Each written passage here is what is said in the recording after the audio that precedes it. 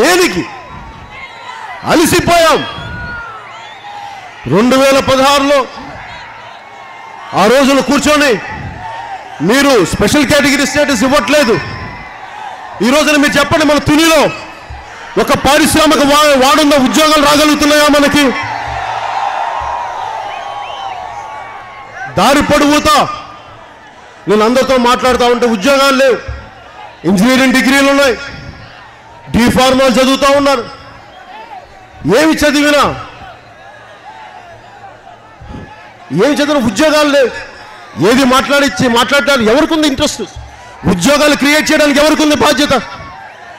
ఇవన్నీ ఎందుకు మాట్లాడుతున్నామంటే నిజంగా అలసిపోయి రాష్ట్రం విడిపోయిన తర్వాతైనా సరే తెలుగుదేశం నాయకులకి ఎంతో కొంత విఘ్నత వస్తుందేమో, కొంత బాధ్యత వస్తుందేమో అనుకుంటే ముఖ్యమంత్రి గారు చేసే పనులు నాకు నిజంగా చాలా బాధ కలిగించినాయి. ఈ రోజున నిన్న 2016లో స్పెషల్ కేటగిరీ స్టేటస్ ఇవ్వలేదని చెప్పి నేను పోరాటం చేస్తూ ఉంటే తిరుపతి నుంచి మన కాకినాడలో రాత్రికి రాత్రి స్పెషల్ ప్యాకేజ్ ఇచ్చారు.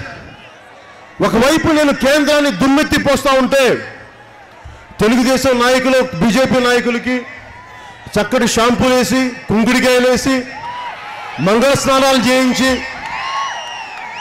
సన్మానాలు చేయించుకున్నారు. ఆ రోజున ముఖ్యమంత్రి గారి పద్ధతి చూస్తూ ఉంటే ఆయనకి నేను ఏం చేయను, నేను బీజేపీని తిడితే ఆయన బీజేపీని వెనకేసుకొస్తారు, నేను కాంగ్రెస్ని తిడితే మళ్ళీ ఆయన కాంగ్రెస్ని వెనకేసుకొస్తారు. నేను పోరాటం చేస్తూ ఉంటే అసలు మళ్ళీ భారతీయ జనతా పార్టీని తిడతారు, కాంగ్రెస్ని తిడతారు, ఏం చేస్తారో తెలియట్లా. నాకు ఒకటే అనిపించింది, ఏ మూలకెళ్ళినా ఉత్తరాంధ్ర నుంచి ఏ మూలకెళ్ళినా యువత కోరుకుంటుంది మార్పు.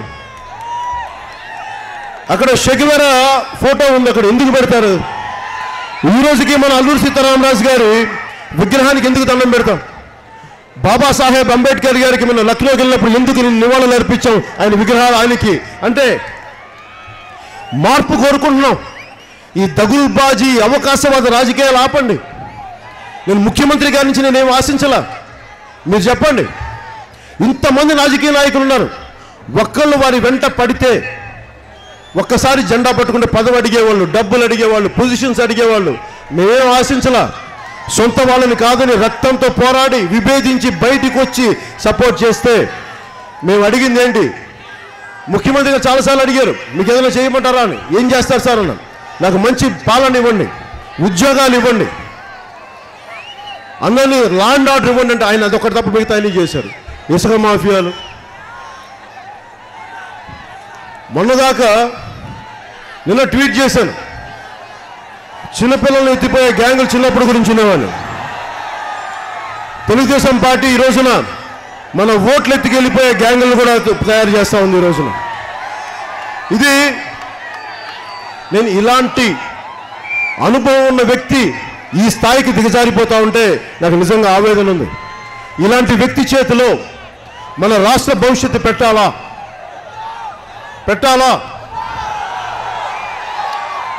ఈ రోజున నేను కోరుకుంటుంది కూడా ఒక సరికొత్త రాజకీయ వ్యవస్థ రావాల్సిన అవసరం ఉంది. మోసం చేసేవాళ్ళు కాదు. భారతీయ జనతా పార్టీని ముఖ్యమంత్రి గారు నేను తిడుతున్నప్పుడు స్పెషల్ ప్యాకేజ్ చేయాలి, ఎవరన్నా సరే స్పెషల్ కేటగిరీ స్టేటస్ గురించి మాట్లాడితే ఆ యువతను జైల్లో పెట్టిస్తాం, కేసులు పెట్టిస్తాం, తల్లిదండ్రులను బెదిరించారు, పోలీసుల చేత కొట్టించారు. మళ్ళీ అదే వ్యక్తి ఈ రోజున ధర్మ పోరాట దీక్షలు అని చెప్పి దీక్షలు చేస్తూ ఉంటే నాకు నిజంగా అర్థం కావట్లా.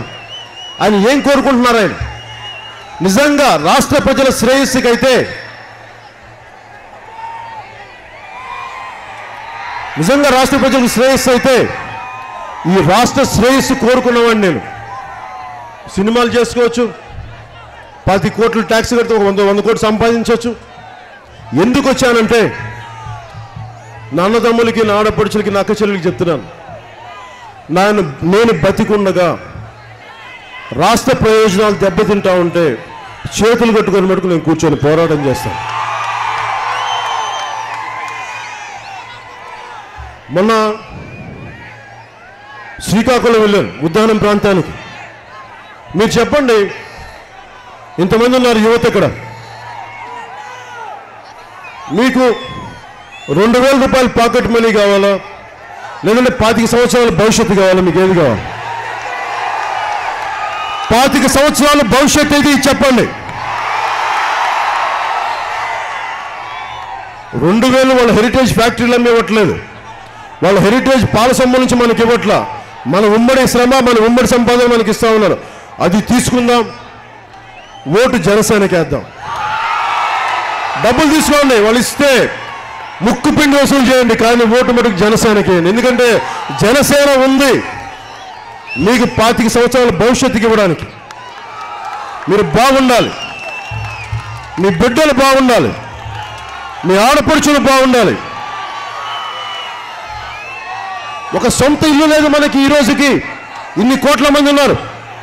ఒక సొంత ఇల్లు కట్టడానికి కూడా తెలుగుదేశం పార్టీ జెండాలు మోయాలా, అధికార పార్టీ జెండా మోయాలా, లేదు రాజకీయ అండదండలు కావాలా? నేను ఏ మూలకెళ్ళినా, ఎక్కడికి వెళ్ళినా 8,000 చాలామంది మాట్లాడుతూ ఉంటాను. అసంఘటిత కార్మికుల దగ్గర నుంచి అసంఘటిత కింద దించండి చాలు. కామెంట్ చేయండి. ఎప్పటికప్పుడు మా వీడియోస్ చూడాలంటే సబ్స్క్రైబ్ చేసుకోండి.